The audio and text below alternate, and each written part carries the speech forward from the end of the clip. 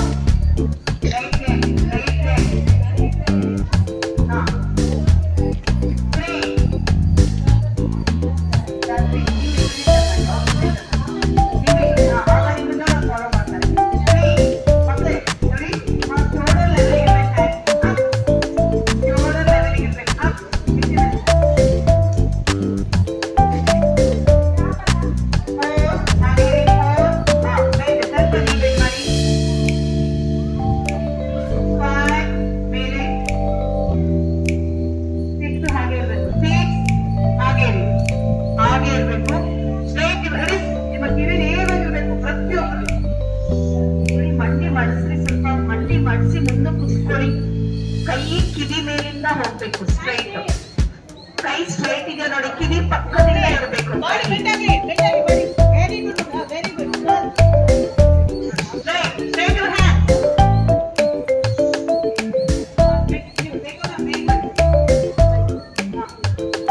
Straight, ready?